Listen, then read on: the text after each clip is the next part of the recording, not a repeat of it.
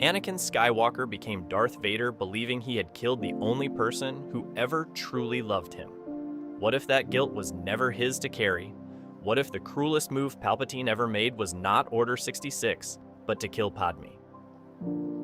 It all started unraveling on a routine mission to Ryloth. Palpatine had been losing patience with a rebel cell operating out of the planet's northern cave networks for months.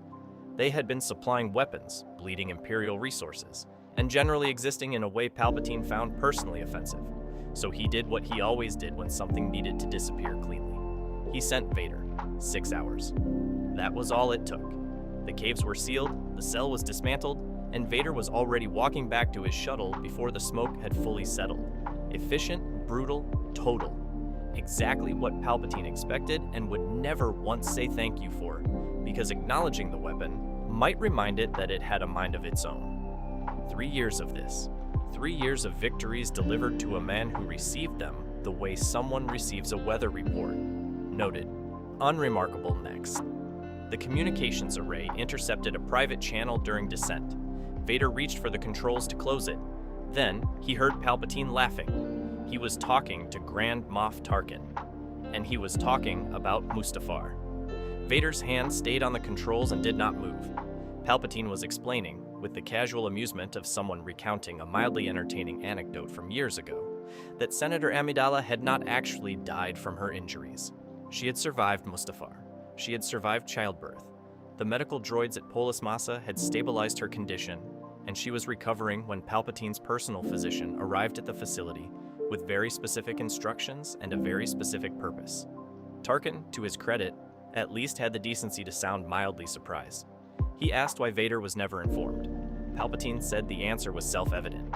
He said a man who genuinely believed he had murdered his own wife had nowhere to direct his grief except inward, and grief directed inward produced a quality of obedience that was impossible to manufacture any other way. He said Vader had been the simplest instrument he had ever constructed because the man had essentially built his own cage, and all Palpatine needed to do was hand him the lock. He said this with genuine amusement. Then he moved on to discussing the Death Star's construction timeline as though the previous 30 seconds had been completely unremarkable. The channel drifted back into static as the shuttle dropped below signal range. Vader didn't land at the bay he requested. He redirected to a private hangar in the outer ring of the palace complex, set the shuttle down, cut the engines, and sat in complete silence. She had been alive. The medical droids had done their job. She had survived everything Mustafar threw at her. The injuries, the birth, all of it, and was recovering. And then a man with a medical title and Palpatine's instructions walked into that facility on Polis Massa and made a quiet, deliberate, unhurried decision that removed her from the galaxy so cleanly that nobody thought to examine it. Not Obi-Wan, who was grieving and exhausted and trying to protect 2 newborn children from the most dangerous man alive. Not Bail Organa, not Yoda. 900 years of wisdom and entirely outmaneuvered by a man with a physician and a plan. Nobody questioned it because Palpatine had built the story too well and delivered the grief at exactly the right moment, and everyone around it was too broken to look underneath. Vader had been carrying the weight of her death for 3 years. Every mission, every corridor, every hour alone in the isolation tank on Mustafar. The suit kept him alive. The guilt kept him useful. Palpatine had designed both outcomes with the same calculation and was apparently still finding it funny. The maintenance droid on board registered an anomaly in his vital signs and rolled over to inquire about his well-being. He destroyed it without looking at it. Then he stood up. What happened in that hangar over the next several minutes was not pretty. The rage that came out of him was nothing like the cold, functional fury he used on missions. That version was a tool. Precise, directed, purposeful. This was something that had been compressed under 3 years of grief and guilt and had just been handed a reason to become something else entirely. He put his fist through the shuttle wall, through the navigation console.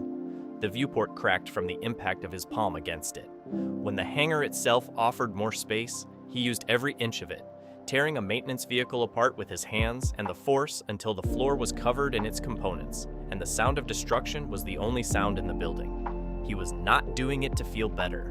He was doing it because every single object in that hangar was the property of an empire built on what Palpatine had done. And Anakin Skywalker, who had been locked inside this suit for 3 years convinced he was a murderer, needed somewhere to put his hands while he worked out what came next. Suit, the damage from the hangar, the fragments of machinery still lodged in the armor joints, the channel, the conversation, Polis Massa, the physician, the part where Palpatine described engineering his grief as a management tool and found it amusing.